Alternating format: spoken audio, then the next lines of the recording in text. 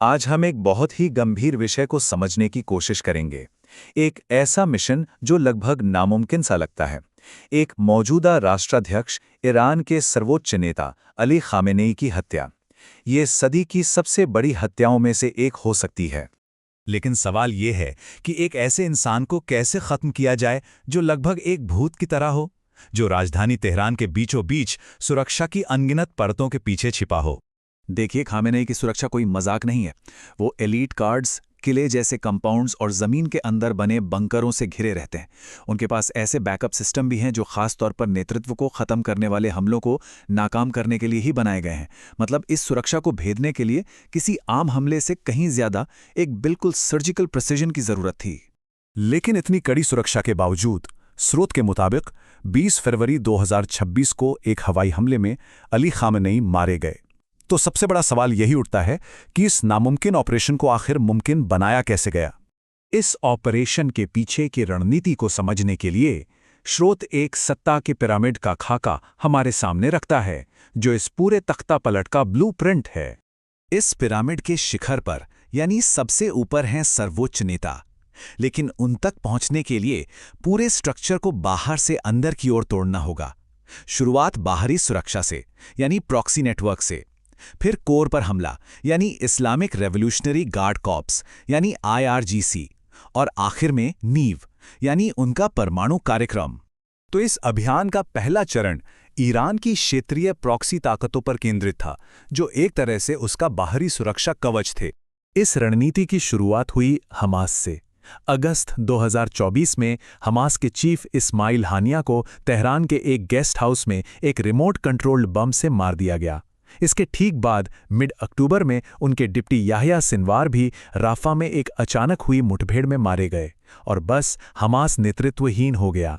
अगला निशाना था हिजबुल्लाह। 19 सितंबर 2024 को पूरे लेबनान में पेजर डिवाइसों में धमाके हुए, जिससे हिजबुल्लाह के हजारों सदस्य या तो मारे गए या घायल हो गए।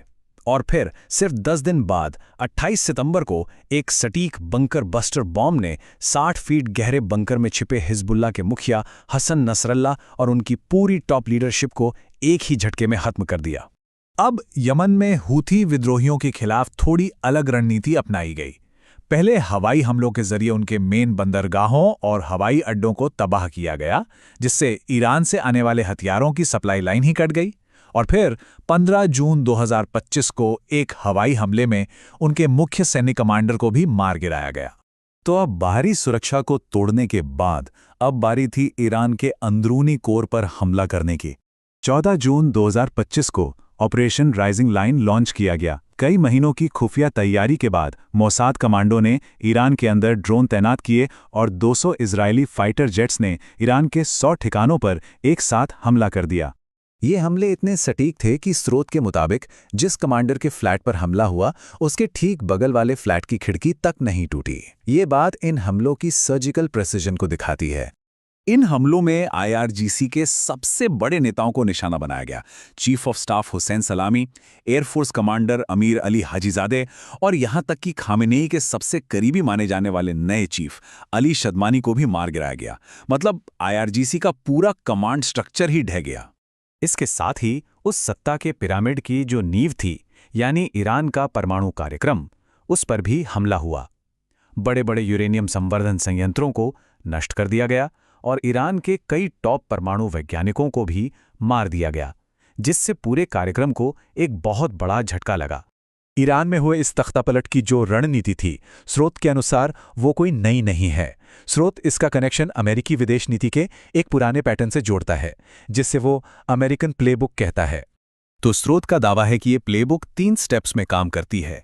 पहला, एक स्थिर सरकार को गिराकर अपनी पसंद का एक कठपुतली नेता बिठा दो, जैसा 1953 में ईरान में किया गया था।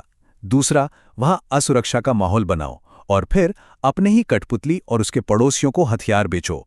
और तीसरा, जब वो कठपुतली नेता असुविधाजनक हो जाए तो उसे हटाकर अस्थिरता और एक पावर वैक्यूम पैदा कर दो, जैसा सद्दाम हुसैन के साथ हुआ। स्रोत के अनुसार अमेरिकी हस्तक्षेप की कहानी में हमेशा एक सार्वजनिक चेहरा होता है और एक छिपा हुआ मकसद। आधिकारिक तौर पर लोकतंत्र और मानवाधिकार की बातें होती हैं, लेकिन स्रोत का दावा है कि असली मकसद अक्सर कठपुतली सरकारें बनाना, प्राकृतिक संसाधनों पर कब्जा करना और हथियार बेचना होता है।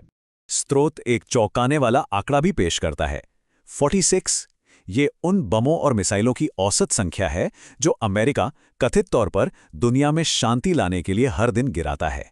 स्रोत एक बेहद विवादास्पद दावा भी करता है और सीधे एक उद्धरण का हवाला देता है, उन्होंने आईसिस बनाया है। हिलेरी क्लिंटन ने ओबामा के साथ मिलकर आईसिस बनाया। स्रोत का तर्क है कि ये अमेरिकी हस्तक्षेप से पैदा हुए सत्ता के शून्य का ही नतीजा था। ये सारी बातें हमें इस विश्लेषण के आखिरी पड़ाव पर ले आती हैं, जहां इस पूरे ऑपरेशन और ऐतिहासिक पैटर्न के गहरे मतलबों पर विचार करना जरूरी है। क्या यही है सत्ता की कीमत? स्रोत अंत में एक इतालवी दार्शनिक मैकियावेली की विचारधारा का जिक्र करता है।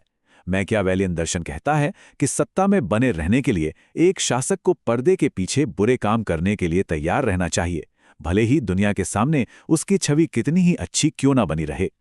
और ये हमें आखिरी और सबसे अहम सवाल पर छोड़ जाता है, सत्ता बनाए रखने के लिए क्या बेहतर है, लोगों का प्यार जीतना या उनमें अपना डर कायम रखना? यह एक ऐसी दुविधा है जो महाशक्ति की राजनीति के नैतिक और रणनीतिक दोनों पहलुओं पर सोचने के लिए मजबूर करती है।